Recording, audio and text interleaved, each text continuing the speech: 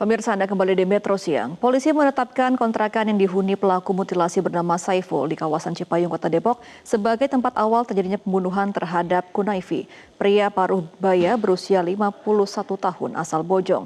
Dari pengakuan, pelaku membunuh korban setelah terjadi cekcok, kemudian memutilasi jasad korban dan membuang bagian tubuhnya ke sejumlah lokasi yang berbeda.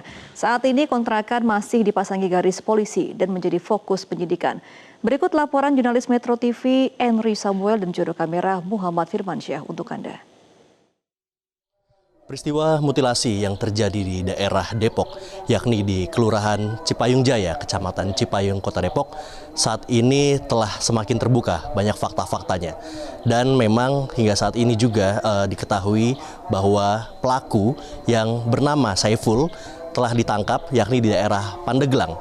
Dan sebelumnya tinggal di daerah Cipayung, Kota Depok ini, yakni di belakang saya ini adalah kontrakan tempat pelaku tinggal yang kemudian terjadi juga tindakan pembunuhan berlanjut dengan mutilasi kepada korban bernama Kunaifi berusia 51 tahun, warga Bojong asal Depok. Dan seperti yang bisa Anda lihat juga bahwa telah disegel, yakni dipasang garis polis lain di daerah kontrakan pelaku guna memang nanti akan dilakukan tindakan lebih lanjut terkait dengan olah TKP, penemuan fakta-fakta terkait selanjutnya.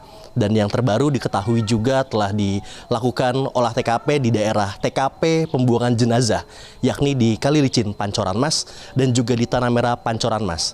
Di mana Tanah Merah, Pancoran Mas merupakan tempat TKP pertama kali ditemukannya potongan tubuh bagian kepala hingga pangkal paha dari korban bernama Kunaifi yang telah hilang sekitar 2 pekan lalu, yakni pada bulan Juli. Dan seperti yang bisa Anda lihat, ini adalah situasi di mana memang kontrakan tempat terjadinya peristiwa mutilasi dan juga peristiwa penusukan yang berujung mutilasi ini terjadi.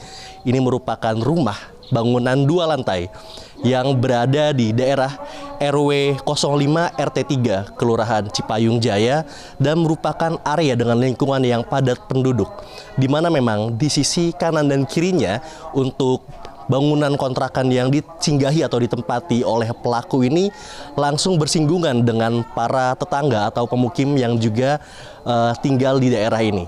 Dan memang untuk bangunannya sendiri juga tertutup, di mana memang pagar yang dapat saya gambarkan di sini setinggi 2 meter lebih menjulang tinggi dan tertutup yang langsung tersambung juga dengan dinding, yang sehingga menyebabkan para warga juga tidak bisa mengetahui bagaimana aktivitas-aktivitas yang dilakukan oleh pelaku yang tinggal di area kontrakan ini.